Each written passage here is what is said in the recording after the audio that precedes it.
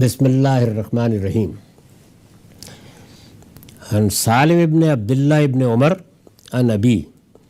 ان ابا بکر الصدیق و عمر ابن الخطاب رضی اللہ عنہما و ناسم من اصحاب رسول اللہ صلی اللہ علیہ وسلم جلسوا بعد وفات رسول اللہ صلی اللہ علیہ وسلم فذکروا اعظم الکبائر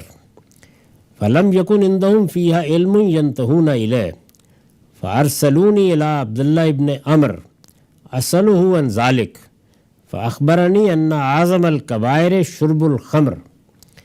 فاتیتهم فاخبرتهم فانکروا ذلک ووثبوا الیہ جمیعا حتی اتوہ فی دارہ فاخبرهم ان رسول اللہ صلی اللہ علیہ وسلم قال ان ملکا من ملوک بنی اسرائیل اخذ رجل فخیرہ بین ان یشرب الخمر او یقتل نفسا او یزنی او یاکل لحم الخنزیر او یقتلوہ ان ابا فاختار ان یشرب الخمر وانہ لما شربها لم یمتنع من شیء ارادوا منه وأن رسول اللہ صلی اللہ علیہ وسلم قال لنا مجیبا ما من أحد يشربها فيقبل الله له صلاة 40 ليلة ولا يموت وفي مسانته منها شيء إلا حرمت عليه بها الجنة فإن مات في 40 ليلة مات میتة جاہلیہ. یہ وہی موضوع ہے کہ شراب نوشی کی ہمارے دین میں کیا شناخت بیان ہوئی ہے، یہ کس طرح کا گناہ ہے اور اس سے کس درجے میں آدمی کو احتیاط کرنی ہے، اجتناب کرنا ہے. ترجمہ یہ ہے کہ سالم بن عبداللہ اپنے والد عبداللہ بن عمر رضی اللہ عنہ سے روایت کرتے ہیں کہ رسول اللہ صلی اللہ علیہ وسلم کی وفات کے بعد ایک دن ابو بکر و عمر رضی اللہ عنہما اور صحابہ میں سے کچھ لوگ ایک مجلس میں بیٹھے ہوئے تھے اور اس موضوع پر گفتگو کر رہے تھے کہ سب سے بڑا گناہ کون سا ہے. ظاہر ہے کہ صحابہ کرام میں جو علم کی مجالس ہیں ان میں اس طرح کی گفتگو ہوتی رہتی تھی.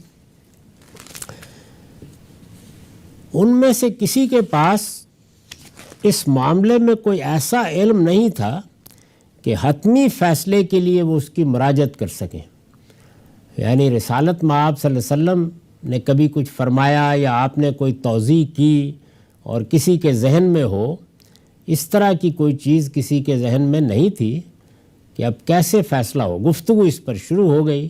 کہ سب سے بڑا گناہ کون سا ہے. اس پر انہوں نے مجھے عبداللہ بن عمر بن عاص رضی اللہ عنہ کے پاس بھیجا. اب یہ دیکھ لیجئے کہ یہ کون صاحب ہیں جن کو بھیجا گیا. یہ سالم بن عبداللہ ہیں. یہ اپنے والد عبداللہ بن عمر سے روایت کر رہے ہیں. وہ بیان کر رہے ہیں کہ مجھے بھیجا گیا، انہوں نے مجھے عبداللہ بن عمر بن عاص رضی اللہ عنہ کے پاس بھیجا کہ میں اس موضوع کے بارے میں ان سے کچھ معلوم کروں. یہ بھی علماء صحابہ میں سے، جیسے عبداللہ بن عمر رضی اللہ عنہ ہیں، جس طرح سے عبداللہ بن مسعود رضی اللہ عنہ ہیں. ظاہر ہے کہ صحابہ کرام میں عام لوگ بھی تھے، وہ بھی تھے کہ جو بڑے لیڈر تھے، زعماء تھے، لیکن علم سے مناسبت بہت کم لوگوں کو ہوتی ہے، تو یہ علماء صحابہ میں سے تھے. اس پر انہوں نے مجھے عبداللہ بن عمر بن عاص رضی اللہ عنہ کے پاس بھیجا کہ میں اس موضوع کے بارے میں ان سے کچھ معلوم کروں. چنانچہ میں ان کے پاس گیا اور ان سے پوچھا تو انہوں نے مجھے بتایا کہ ان کے نزدیک سب سے بڑا گناہ شراب نوشی ہے. یہ چونکہ وہی بات چلا آ رہا ہے تو انہوں نے سب سے بڑا گناہ یہ بیان کیا کہ میرے نزدیک تو سب سے بڑا گناہ شراب نوشی ہے. میں نے یہ بات واپس آ کر ان حضرات کو بتائی تو انہوں نے مان کر نہیں دیا. سب نے کہا کہ بھئی یہ کیا بات ہوئی، یعنی شراب نوشی سب سے بڑا گناہ کیسے ہو سکتا ہے. اور سب کے سب عبداللہ بن عمر کی طرف لپکے اور ان کے گھر جا پہنچے. عبداللہ بن عمر رضی اللہ عنہ نے انہیں بتایا کہ نبی صلی اللہ علیہ وسلم نے ایک موقع پر فرمایا تھا کہ بنی اسرائیل کے ایک بادشاہ نے کسی شخص کو گرفتار کیا اور اس سے تقاضا کیا کہ اپنی جان بخشی کے لیے، یعنی بادشاہ سلامت ہے، کوئی غصہ آ گیا تو انہوں نے کہا کہ تمہاری جان بخشی ہوگی، لیکن وہ یا شراب پیے گا، یا ایک بچے کو قتل کرے گا، یا زنا کرے گا، یا خنزیر کا گوشت کھائے گا، اور اس نے اگر ان میں سے کوئی کام نہ کیا تو اسے قتل کر دیا جائے گا۔ یعنی گویا انتخاب ان گناہوں میں سے تھا، تم اس کا ارتکاب کرو ورنہ تمہیں مار دیا جائے گا، اور اس نے اگر ان میں سے کوئی کام نہ کیا تو اسے قتل کر دیا جائے گا۔ اس شخص نے بظاہر کمتر درجے کی برائی سمجھ کر شراب پینے کو اختیار کیا۔ اس نے کہا کہ بھئی کسی کو قتل کرنا، زنا کرنا، خنزیر کا گوشت کھانا، اس سے زیادہ اچھا ہے کہ میں شراب پی لیتا ہوں، چھوٹا گناہ ہے۔ اس شخص نے بظاہر کمتر درجے کی برائی سمجھ کر شراب پینے کو اختیار کیا، لیکن جب شراب پی تو اپنے آپ پر قابو نہ رکھ سکا، اور وہ سارے گناہ کر گزرا جو وہ لوگ اس سے کرانا چاہتے تھے۔ یعنی عادی ہو گیا نشے کا، اس کے بعد ایسا گناہوں میں پڑا کہ جن گناہوں سے بچنے کے لیے شراب کا انتخاب کیا تھا وہ سب گناہ کر بیٹھا۔ پھر مزید یہ کہ رسول اللہ صلی اللہ علیہ وسلم نے کسی سوال کا جواب دیتے ہوئے ہم سے کہا تھا کہ کوئی ایسا شخص نہیں ہے کہ شراب پیے اور اللہ اس کے باوجود 40 روز تک اس کی نماز قبول کرتا رہے، اور اس کے مثانے میں کوئی نشے کی چیز ہو اور وہ مر جائے تو اس پر جنت اسی برابر حرام نہ کر دی جائے۔ آپ نے فرمایا تھا کہ پھر اگر وہ 40ویں دن مر گیا تو اس کی موت جاہلیت پر ہوئی۔ تو یہ انہوں نے کچھ روایتیں سنائیں، ان میں سے بعض ہم پیچھے خود بھی سن چکے ہیں۔ انہوں نے یہ کہا کہ رسول اللہ صلی اللہ علیہ وسلم نے یہ باتیں مختلف موقعوں پر کہی تھیں، یہ واقعہ سنایا تھا، ان سے میں نے یہ نتیجہ نکالا ہے، یعنی یہ بات کہ یہ سب سے بڑا گناہ ہے، اس کو وہ اپنے اجتہاد یا اپنے فہم یا اپنے نتیجہ فکر کے طور پر بیان کر رہے ہیں، میں نے یہ نتیجہ نکالا ہے۔ اس پر میں نے لکھا ہے کہ یہ رسول اللہ صلی اللہ علیہ وسلم کے ارشادات، خاص کر اس بات سے جو آگے بیان ہوئی ہے کہ شراب پینے والا پھر اس کے نشے میں ہر گناہ کر گزرتا ہے، عبداللہ بن عمر رضی اللہ عنہ کا استنباط ہے، انفر کیا انہوں نے، ورنہ قرآن اس معاملے میں بالکل واضح ہے کہ سب سے بڑا گناہ شرک، اس کے بعد قتل اور اس کے بعد زنا ہے۔ یعنی قرآن مجید نے چونکہ یہ بات اسی ترتیب سے واضح کر دی ہے تو اس وجہ سے اس میں تو بحث نہیں ہونی چاہیے۔ البتہ عبداللہ بن عمر جیسے صحابی نے یہ بات اگر کہی تو وہ انہوں نے رسول اللہ کے ارشادات سے انفر کر کے اپنی ایک رائے بیان کی۔ اسی طرح جو 10 بڑے گناہ قرآن میں مذکور ہیں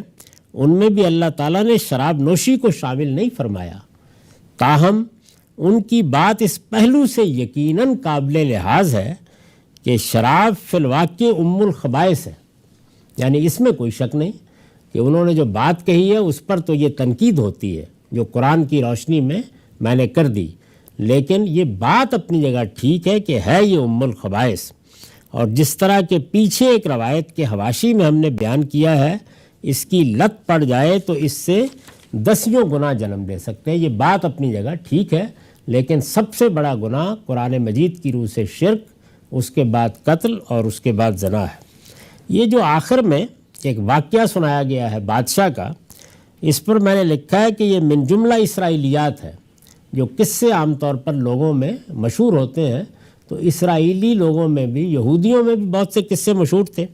اہل علم جانتے ہیں کہ اس طرح کے قصے جس طرح باقی قوموں میں بیان کیے جاتے ہیں اسی طرح عرب میں بھی بیان کیے جاتے تھے۔ نبی صلی اللہ علیہ وسلم کی طرف اس کی نسبت اگر صحیح ہے تو آپ نے بھی غالباً کسی موقع پر اس کو ایک قصے ہی کی حیثیت سے بیان کیا ہوگا۔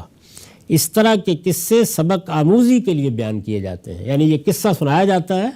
یہ کوئی حقیقی واقعہ ضروری نہیں ہے کہ ہو۔ بعض قصے، بعض روایتیں ایسی ہوتی ہیں کہ قوموں میں چل رہی ہوتی ہیں تاکہ اس سے لوگوں کو کچھ سبق دیا جائے۔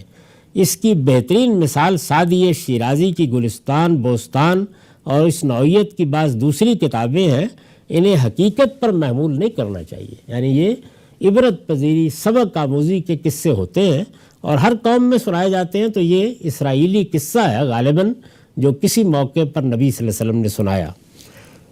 یہ انہی ارشادات کا حوالہ ہے جس کی وضاحت ہم پیچھے اس باب کی روایتوں میں کر چکے ہیں، یعنی وہ ارشادات جو پیچھے ہیں کہ 40 دن تک یہ معاملہ ہوگا، اللہ توبہ اس طرح قبول کرے گا، اس درجے میں چلا جائے گا تو نہیں قبول کرے گا۔ تو ان کو سامنے رکھ کر انہوں نے ایک رائے قائم کی۔ بتانا صرف یہ مقصود تھا کہ دین میں بڑے گناہوں کی فہرست خود قرآن نے بیان کر دی ہے، اس لیے وہ تو حتمی ہے، لیکن یہاں جو بات بیان ہوئی ہے یہ ایک صحابی کا بیان ہے اور اس کے وجوہ یہ ہے۔